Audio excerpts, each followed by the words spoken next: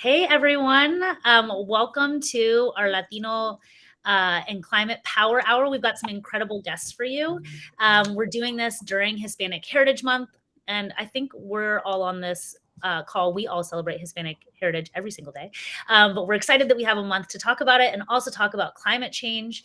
We're just coming off of the hottest summer on record, and Latinos, we suffer disproportionately from currently the consequences of climate change and the future potential consequences of climate change.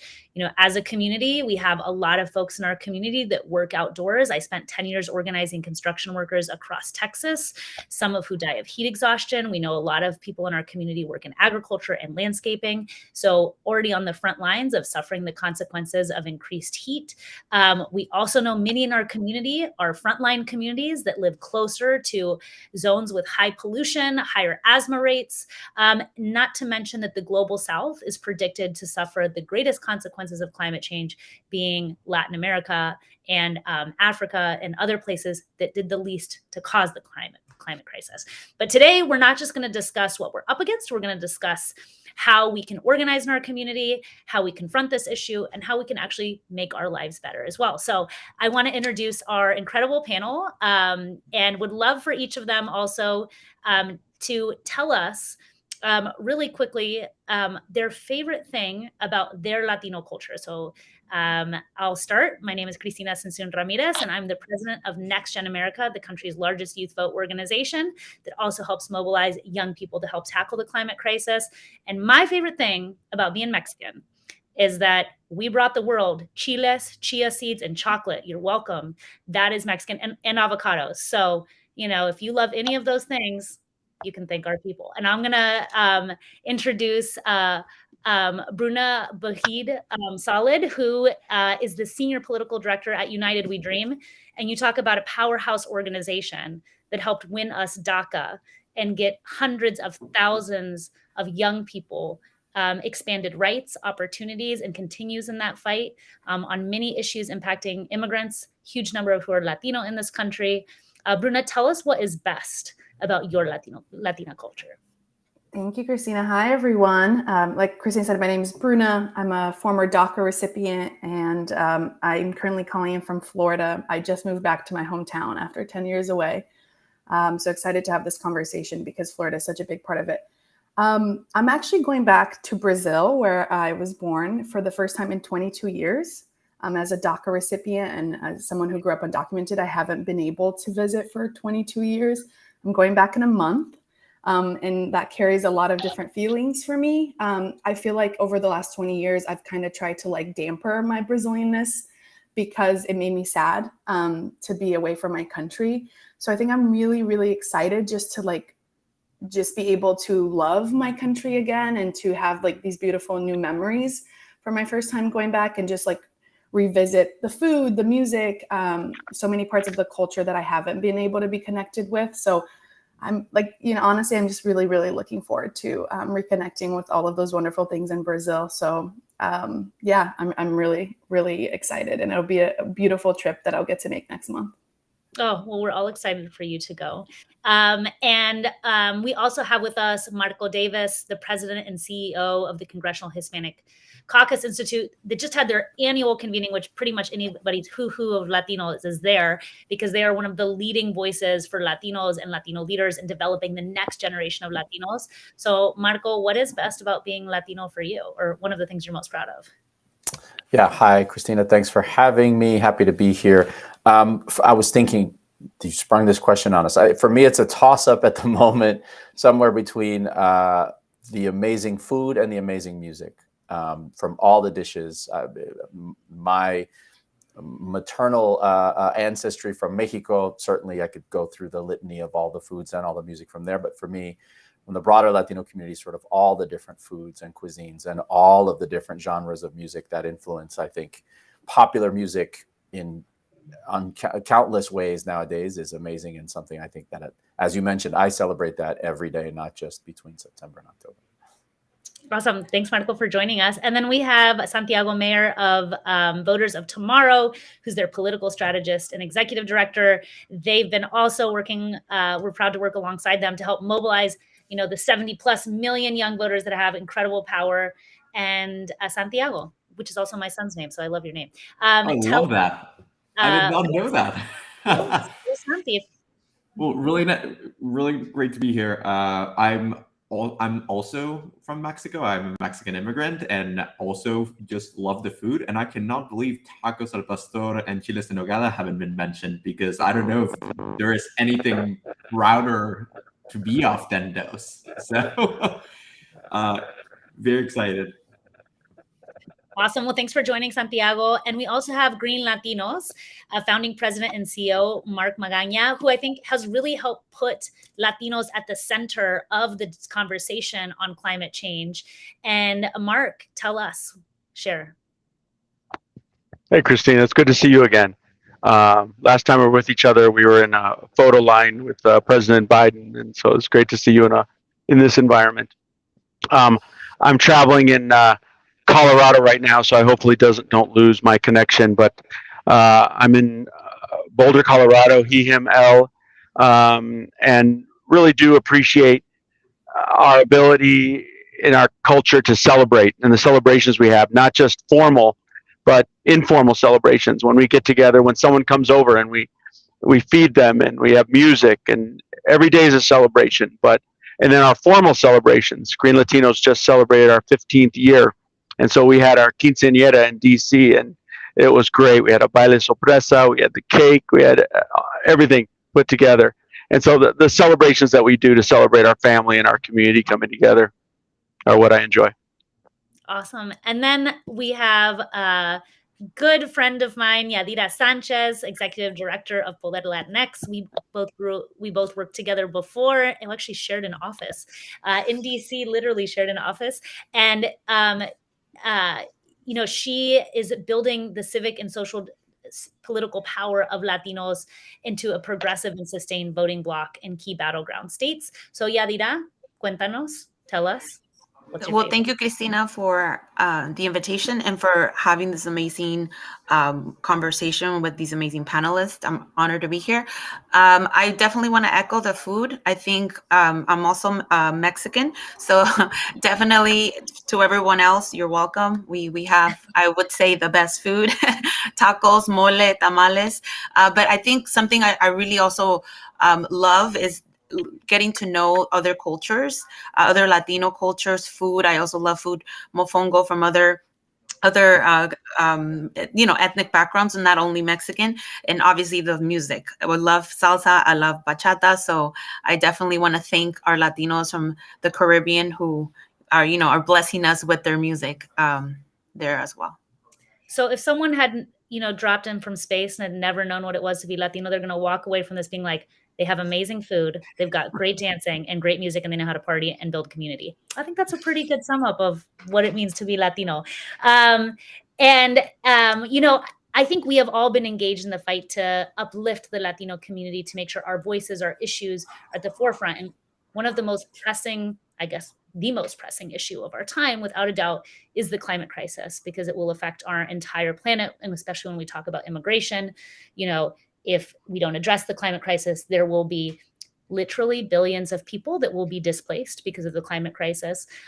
When we talk about public health and the health of the Latino community, we will be impacted by this issue. We are already being impacted by this issue disproportionately. When we talk about also good jobs in the community, there are actually millions of good jobs that can come from tackling the climate crisis. So not only is there a lot to confront, there's also a lot to achieve for our community, and we would love you all to help break that down for us today. I do want to remind people that we are expecting FEMA to do a emergency alert at 20 minutes into the hour. So if there's a hiccup or something like that, just come back. It's an emergency alert. We're going to need these for the climate crisis as well. So take it as a test run.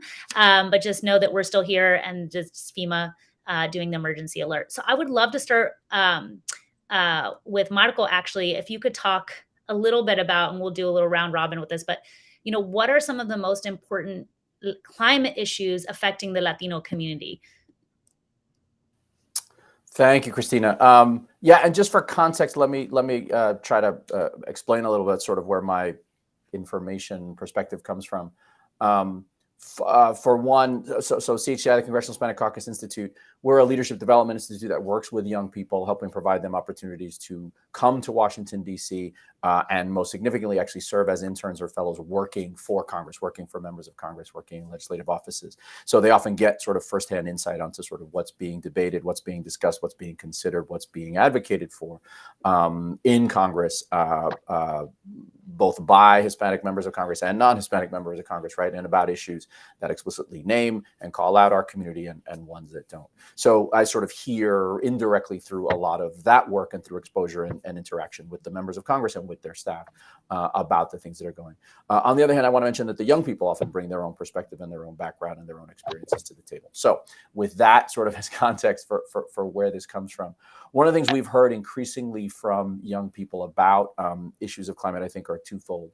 One, the immediate, the critical, the concerning one is folks who have either come themselves from different parts of Latin America or have family and relatives there, is the impact of climate change on folks' environment, and whether that's natural disasters that we've heard sadly all too much about that impact people's home communities and actually affect their livelihoods, right? Whether it's severe storms or droughts, et cetera, that affect people's ability to actually provide for their own families, that often cause them to migrate or cause them to be at risk and to be vulnerable based on sort of being at the mercy of nature. And as a result, as we know, that sort of climate change is affecting all of those things. That's been one sort of piece that we hear increasingly rising up through people's minds about sort of the impacts of climate change and the need to focus on it. So that's one. The other is sort of the young people, sort of more forward thinking, more holistically thinking. Young people are often thinking about their own futures and therefore the future of their communities and the future, frankly, of our society and our world, our planet, that I think many of our other panelists will talk about. And so they increasingly are thinking about the impacts of climate change on the how that will impact what opportunities they do or don't have to decide where they want to live, even within the United States. The impact on what types of career options they will have, and everything from the very specific in terms of how climate change is affecting different industries to the way in which climate change affects our physical environment and causes opportunities or, again, challenges with regard to things like infrastructure and transportation. So what I find is that people are really thinking that the most important issues are to think about the impact of climate change on weather, on our climate, and on the impact it has on communities, and the effects of climate change on industries, things like energy policy, things like infrastructure and transportation policy that, again, have long-term implications that they know they're going to be feeling for decades to come.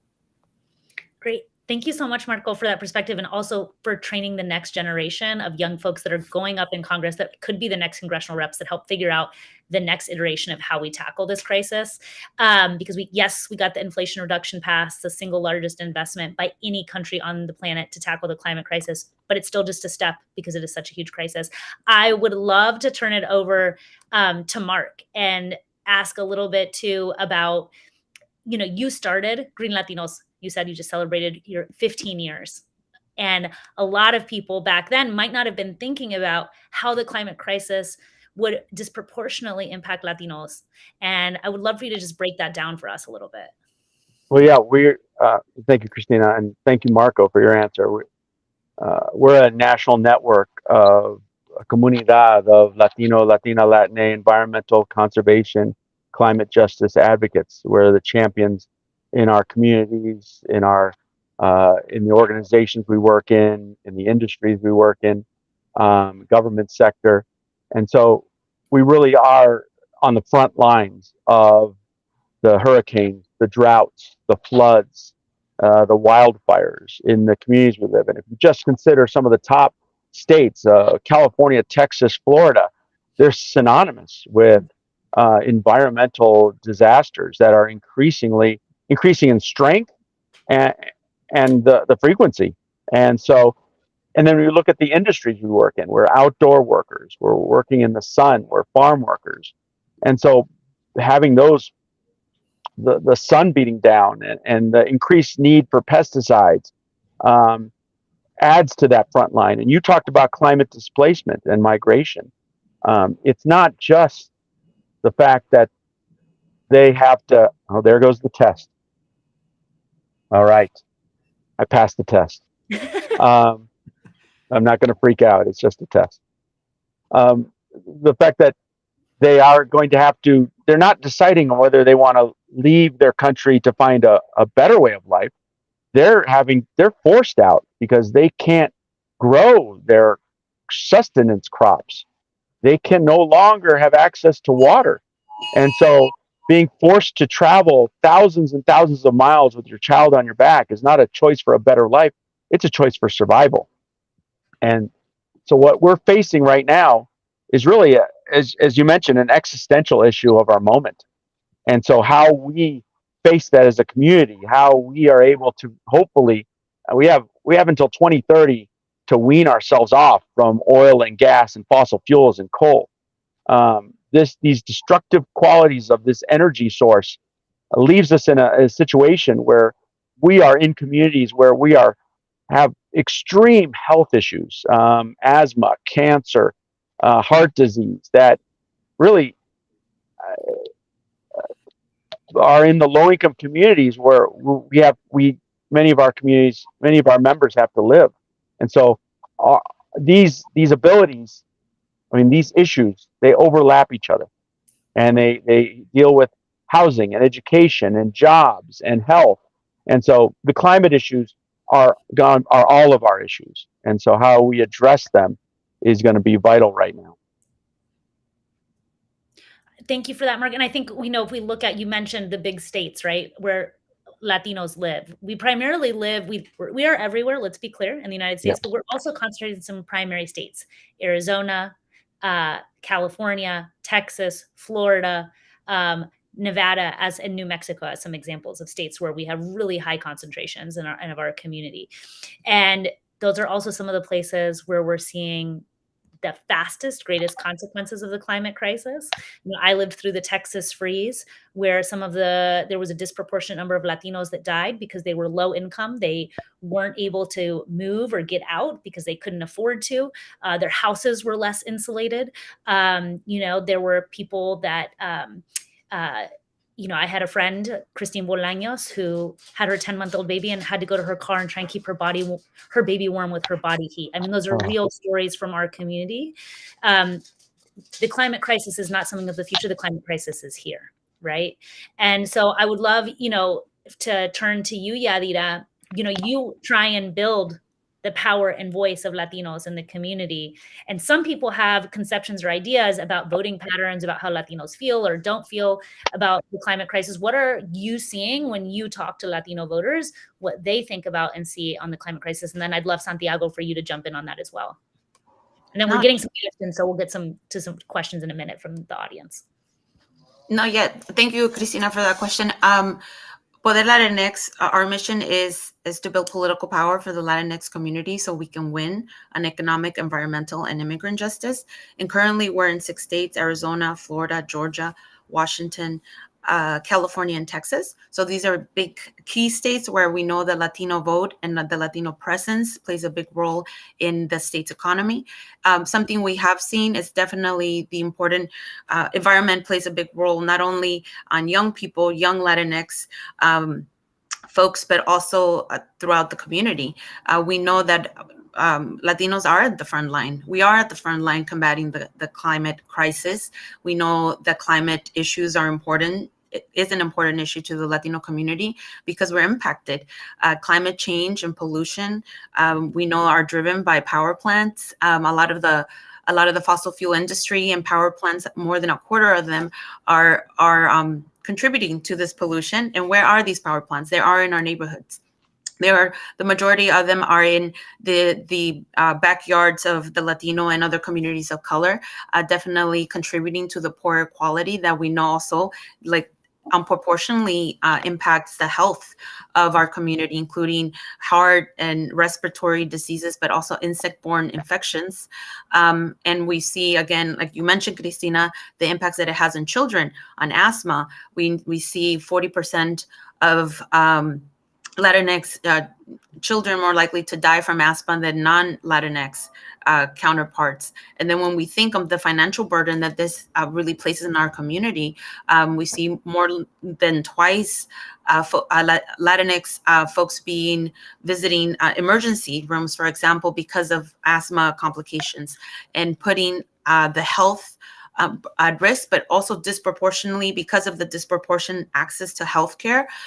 It's also creating a very big financial burden on the communities, especially when we think of the undocumented and mixed status families.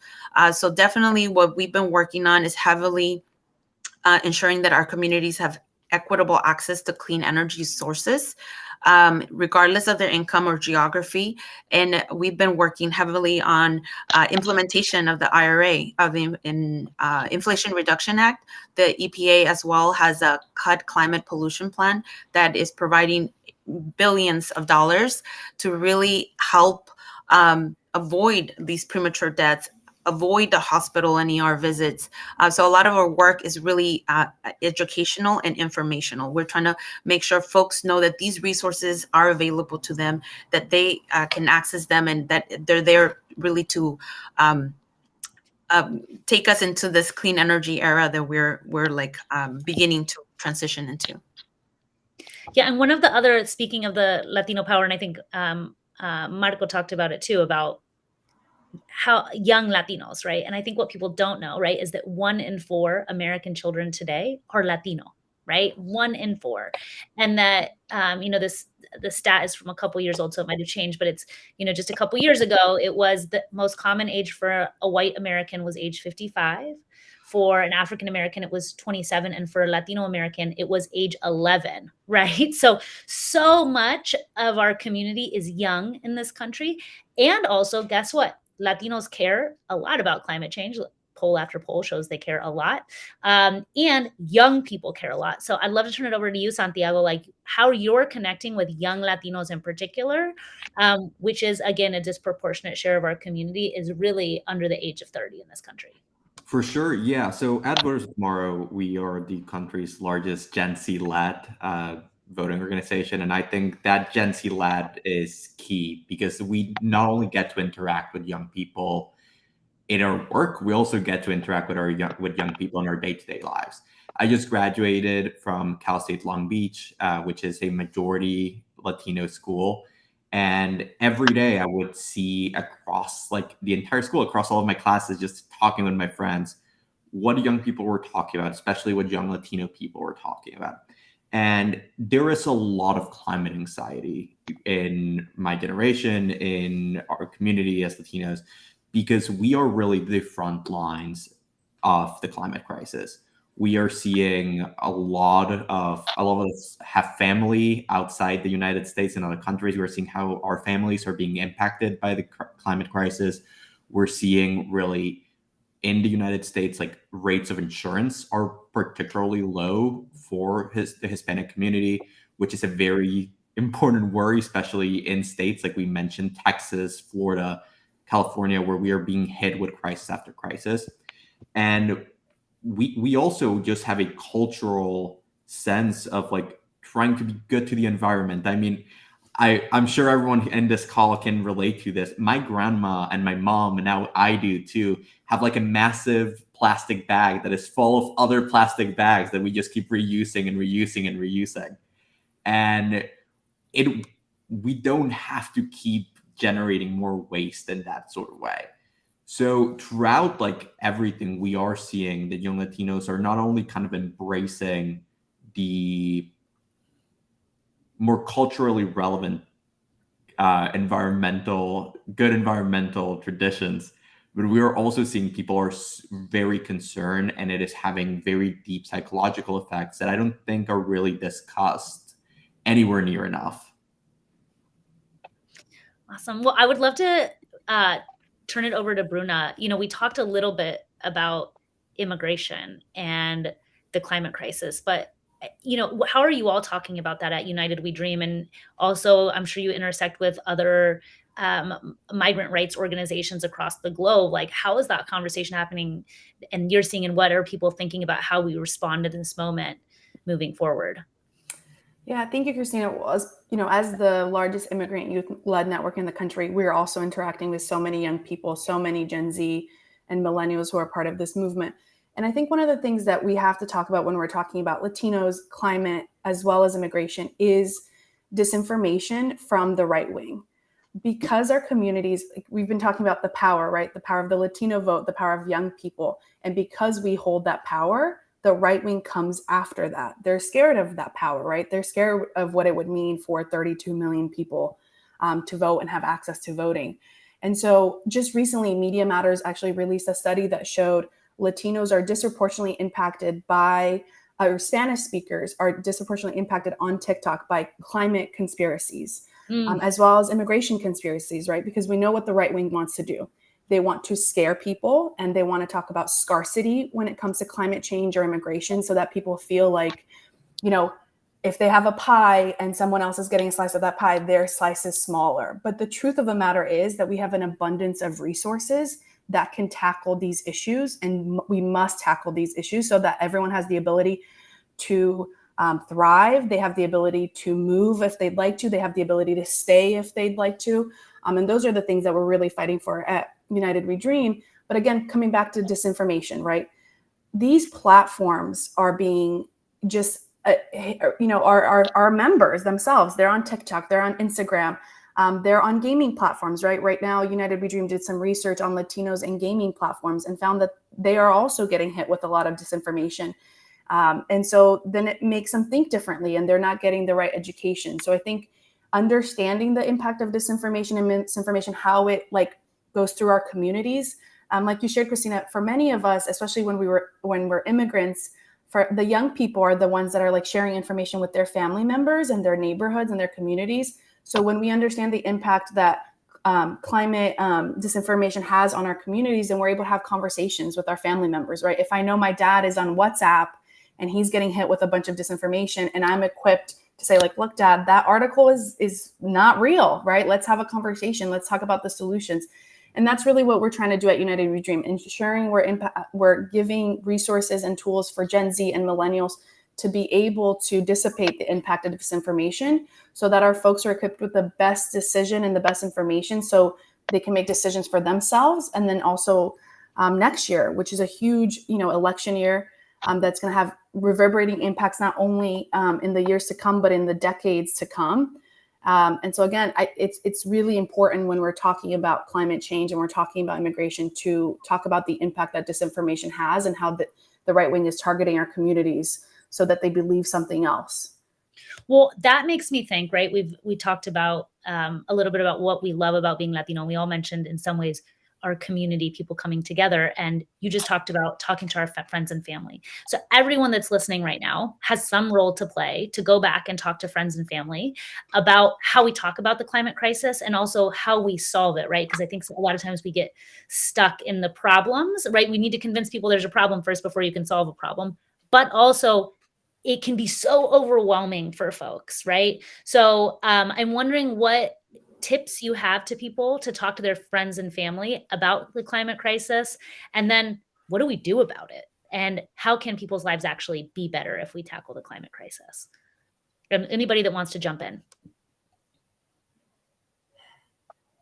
I think Santiago mentioned a lot of the issues when it comes to our cultural, using our culture to be able to explain it.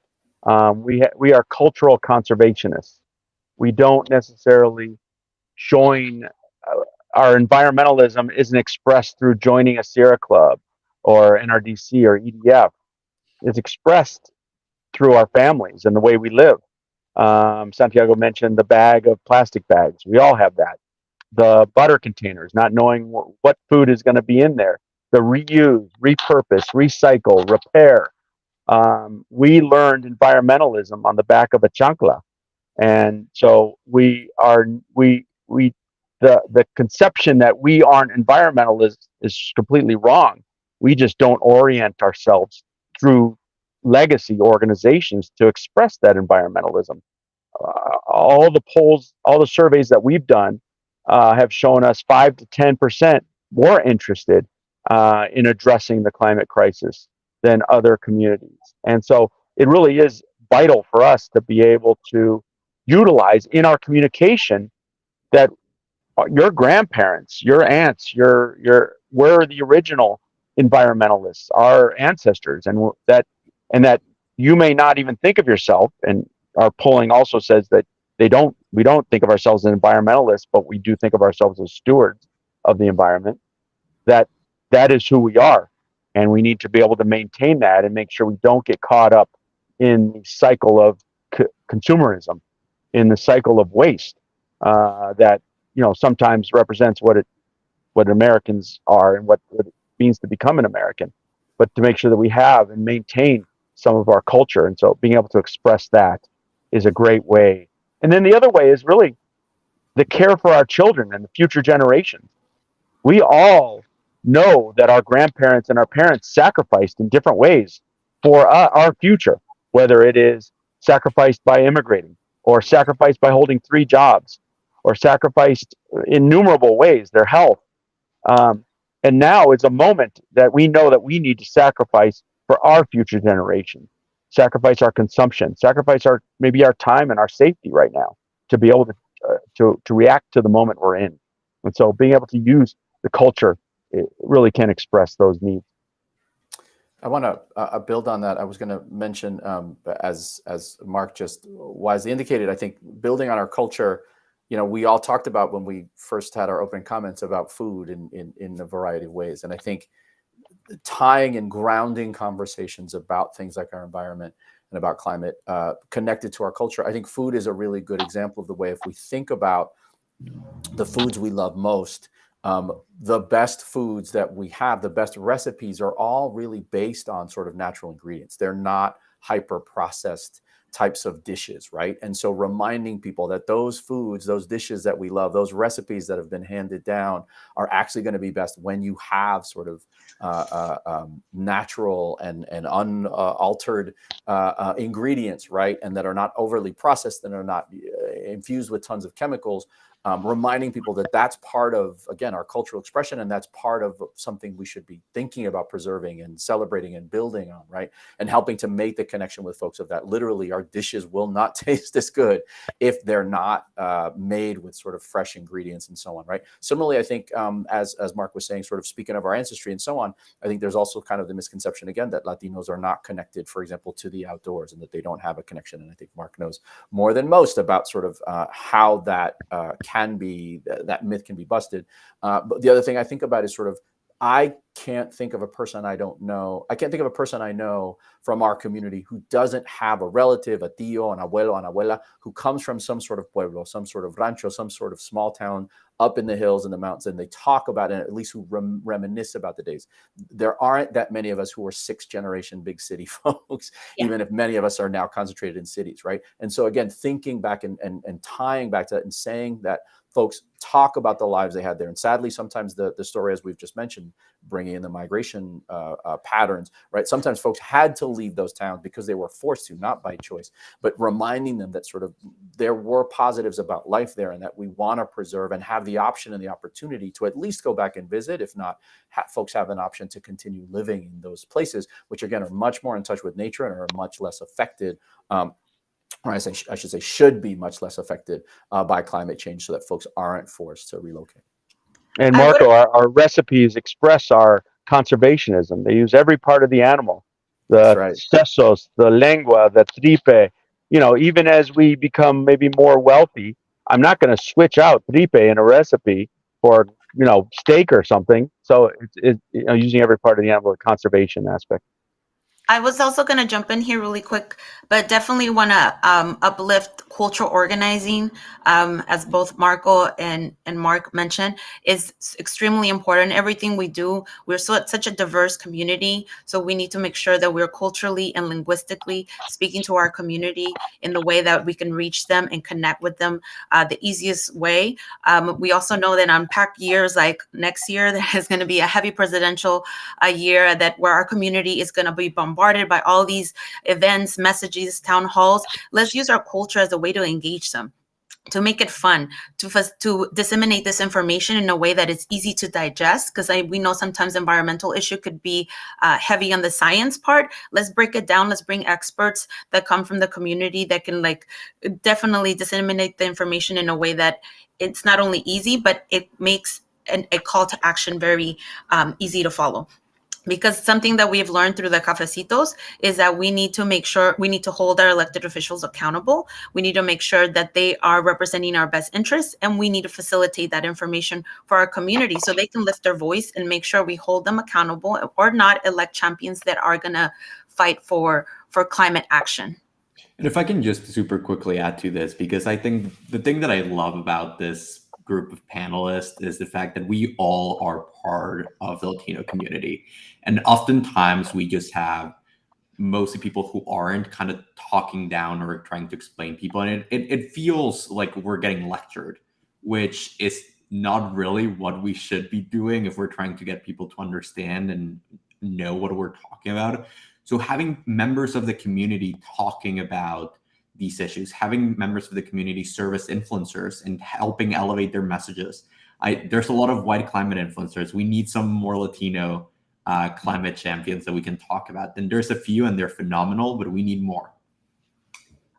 Well, let's talk about, we've had a huge bill that was passed, the Inflation Reduction Act. The largest single investment by any country on the planet to tackle the climate crisis, which happened last year. It has big implications and impacts for the Latino community.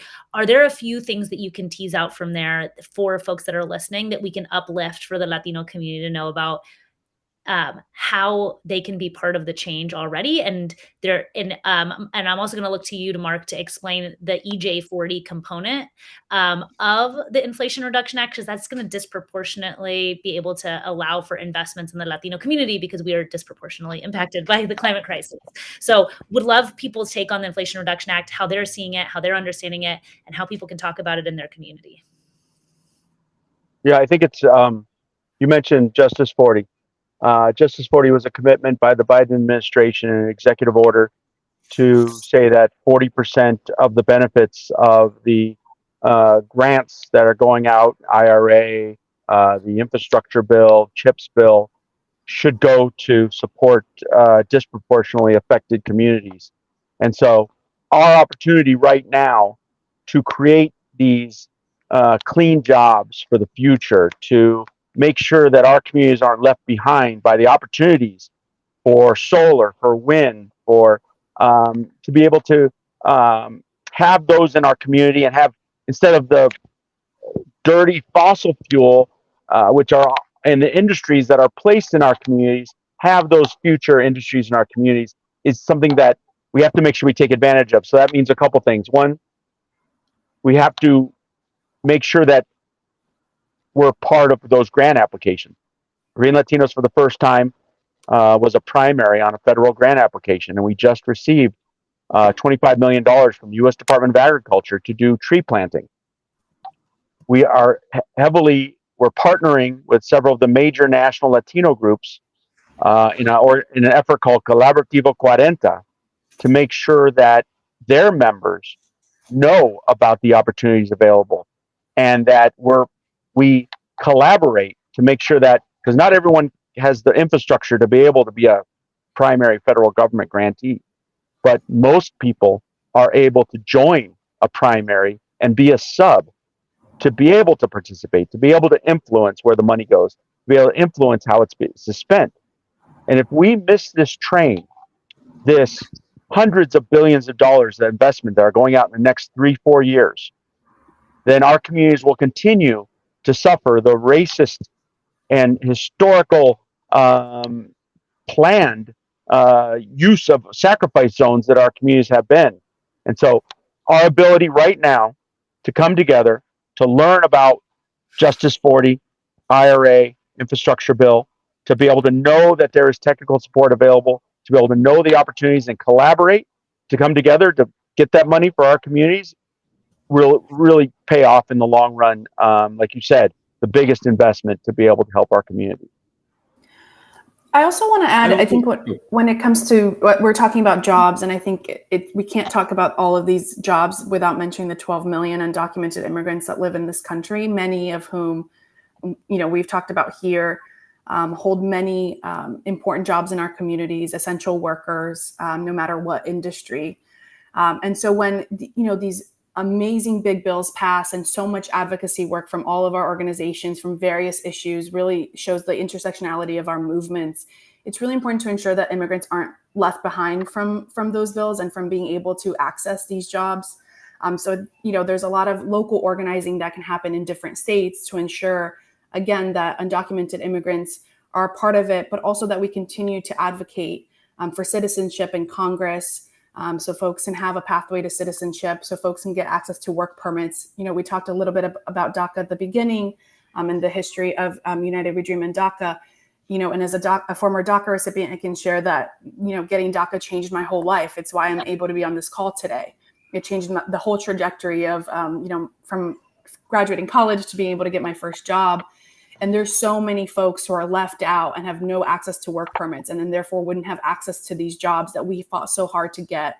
And so it's really, really important that we continue to be intersectional when we're winning different types of bills, and when we're able to open these opportunities for folks to ensure that undocumented immigrants in different states are also getting able to access not only jobs, but also access to healthcare and access to other things that will support them as they're dealing with the impact of climate change. What I love, and I have always found, and I'm sure Yadira, who does work in the community trying to get people to vote and believe in government, our community is also extremely hopeful always, right? Like, we are very family oriented. We always want to believe the best outcome, which can be great. And I think that that's what's exciting to me about the Inflation Reduction Act. Just to break down for folks what's in the bill, right? This is, again, the single largest investment, and it does so much. There's been over nearly 200,000 clean, new, good jobs created. This bill was not just a bill to tackle the climate crisis. It was also about rethinking and remaking our economy to bring a lot of good manufacturing jobs and jobs in technology and investments to tackle the climate crisis, to invest in the United States and the American people. So what are some industries that we have to rethink? Agriculture. We have to rethink how we build in this country. We're also going to have to build totally differently. Have massive manufacturing of solar panels and massive manufacturing of new EV cars and infrastructure. It's going to take a lot of Latinos to do a lot of that construction, a lot of those manufacturing jobs. We know Latinos disproportionately work in the construction industry. Our homes are going to need to be built differently when we're rebuilding post-disaster, and also just retrofitting. I'm getting solar panels on my house from the Inflation Reduction Act. If you don't know and you're a homeowner, I'm getting the federal government is going to pay 30% of what it costs, plus my local municipality, and here in Texas, and we got a lot of sunny days, I'm going to be paying $0, y'all, $0 for my utility bill moving forward, $0. All provided to me by the sun. And I got an electric car. My car got totaled. I said, what am I going to do? I looked up the Inflation Reduction Act. I was able to buy a union-made, American-made car, a Chevy Bolt, only cost me $20,000.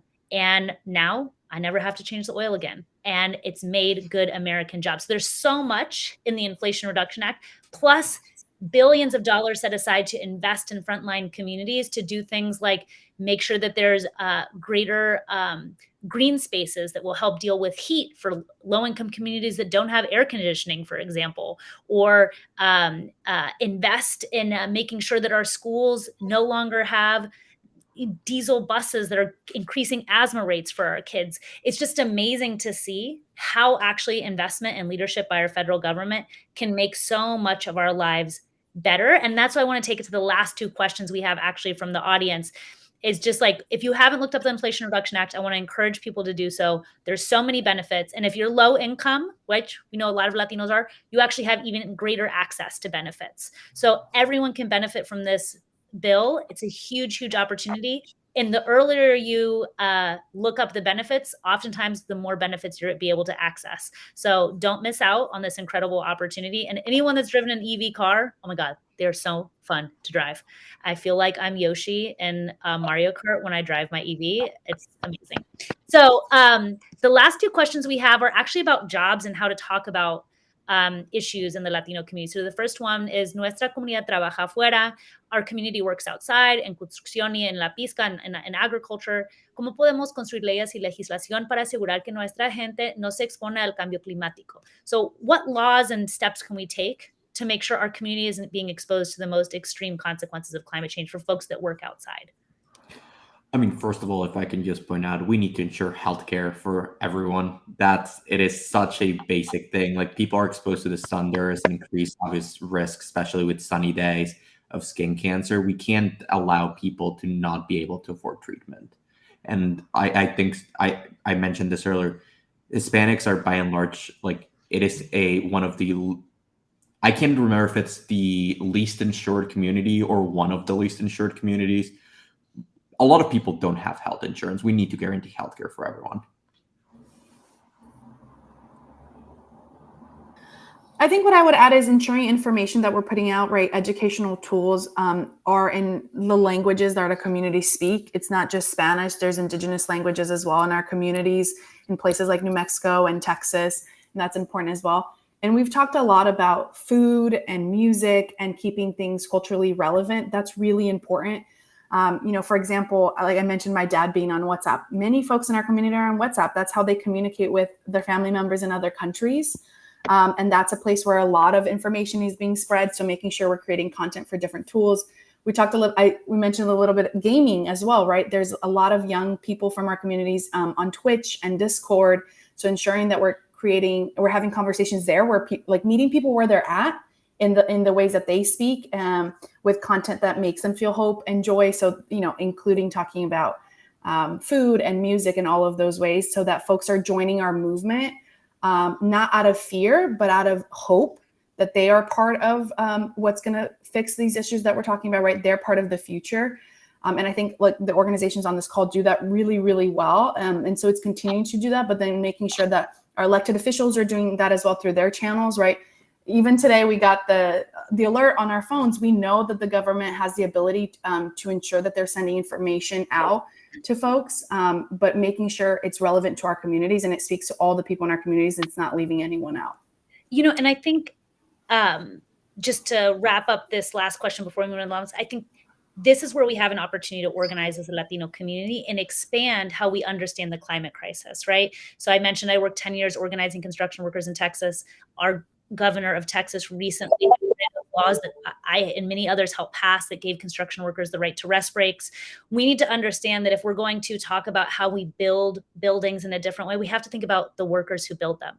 We have to think about how our community is facing the climate crisis. So that means if we're going to talk about investments in infrastructure, we have to make sure that workers have good paying jobs, that they have health safety standards, that they get the right to rest breaks. There is no federal law, by the way, if people don't know that, the right to rest breaks. Also, as we're reimagining agriculture, there's different ways to do agriculture that is not so heavy on the body, that is not so heavy on our community. Hydroponic agriculture, right? This is a huge wave in Norway where you're actually being able to do agriculture indoors and vertically that saves land, is less hard on the body. So let's reimagine. Our community has oftentimes been on the front lines of the brutality of how work is done in this country. As we're reimagining how we construct, build, live, and eat, let's make sure that we're also centering the working people that do that work as well. If I can just jump one small, I agree with everything everyone has said, and I want to inject an important point that I think often is not included, which is I think we really have to find ways to engage in to understand and engage in the process. I think one of the biggest challenges we face with trying to change conditions like we've just talked about, like the questioner just mentioned, is because far too few of us are actually making our voices heard. And that's because sadly, until we can do better, the process is not particularly easy for us to have our voices heard, which is why it's all the more important that we put the extra effort and time into actually helping our community understand and know all of the places they can have influence and impact. Several of the groups here Amazing organizations do tremendous work organizing, and we need to support and uplift that work, because it's not just encouraging people to vote, which we absolutely need to do. It's not just encouraging people to run for office, which is really, really daunting and very, very difficult. And Cristina, I think you could share a lot of insight and perspective, because you've been brave enough to step forward and raise your hand, right? But it's also speaking to our elected officials in between elections, right? Not just when they're running for office. It's first of all, finding out who they are, finding out how to reach them, and understanding that you can write to them, you can email them, you can call them, you can attend their meetings, that they have public meetings in your communities, or going to their offices, that many of them make an effort to put offices and have a space available for you to access and engage with them, to actually share this perspective, to share this issue. Because all too often, throughout the entire United States, it's not unique to our community, but again, as you just mentioned, Cristina, our community often receives the brunt of the negative impacts of these things. And so for us, it's even more incumbent that we not just sort of say someone should do something about this, but that we in fact do the very unglamorous, sometimes tedious and boring work of going to a city council meeting or going to a town hall that a member of Congress has, and sitting through it, even the boring parts that are unrelated to our issue, so that we get a chance to raise our hand and say, this is an issue I'm concerned about, and my community is concerned about, and I want to know what you're going to do about it, and how are you going to provide better laws? Because one of the things we hear here in Washington, D.C., time and time again from our elected officials, and it's a complaint and a concern from folks from our community, and it's an observation from folks not in our community, is that they don't hear from us enough. They hear from folks who want other policies that are not particularly helpful to us a lot, compared to hearing from us about what it is we want. And so they sort of say, you've got to equip me with momentum, with an understanding, with data, to know that this is what the community actually wants. And the only way to do that is for folks to actually share their opinions and perspectives. So we've got to put the time in to do that. And going all the way back to the beginning of this conversation, that's where our cultural connections and word of mouth and talking to our friends and family is so critical, because saying to them, ama, apa, compadre, comadre, vecina, vecino, vecine, you need to go to this meeting. You need to write a letter. You need to not just say, ay, mira nomás, because I saw this WhatsApp. You need to actually say, hay que decirles what we want, because that's the only way we're going to actually make progress to actually get the reality we're trying to build. And Cristina, Marco? if Yes, I could go jump really quick, Yeah. I know we're short on time, but I was going to say, just want to uplift their yes to everything, and also remind folks that we do also have another tool, and that's litigation. A lot of organizations here, like sometimes we fight back in the courts, even if it's a law, if it's not right, if it's hurting people, like we have the legal means to also fight back through the courts. There's organizations like Farm Worker Justice, for example, that works on fighting for rights of farm workers, and we need to find those organizations, or join forces to also fight whenever injustices are being made to our people. I mean, I think so much of what was said was so brilliant. One, I want everyone to follow these groups, these leaders. One, what do we walk away with? We walk away with it. Yes, our community is disproportionately impacted by the consequences of the climate crisis, but that also means that we can ensure that we are disproportionately, or we fully benefit from the investments to tackle the climate crisis, both in how we build our communities and homes to be healthier for our children, our families who we love so much, that we make jobs better for our community, not just create jobs, but have good, healthy, safe jobs that pay us and our community a living wage. And the last thing, the power we have lies within our culture and community and families. And so each one of us have a role and power to play in how we tackle the future. And the last thing I just want to leave, I always tell people, one of the stories I love so much is, we often think, right, Latinos, not necessarily, as was mentioned here, we don't always think about climate change or the environment, and the data shows otherwise. But we have to think about, just because we inherited this world as is, doesn't mean it has to be the one we continue to remain in. And there's so much knowledge, indigenous knowledge in our community. I read this beautiful book about the Maya and how they constructed their communities. Every building, every roadway captured water, and led and funneled to capture water. We're no longer building like that. So our communities, thousands of years ago, had knowledge that we're not even putting into play now, that we could put into play. So like, we have deep, deep knowledge that exists long term, that is indigenous to our people. And so many of the old ways will become the new ways. that are part of being Latino. So thanks everyone for joining, and follow these organizations. We have a lot to reimagine about how we construct and build our communities for the better, stronger of all of us.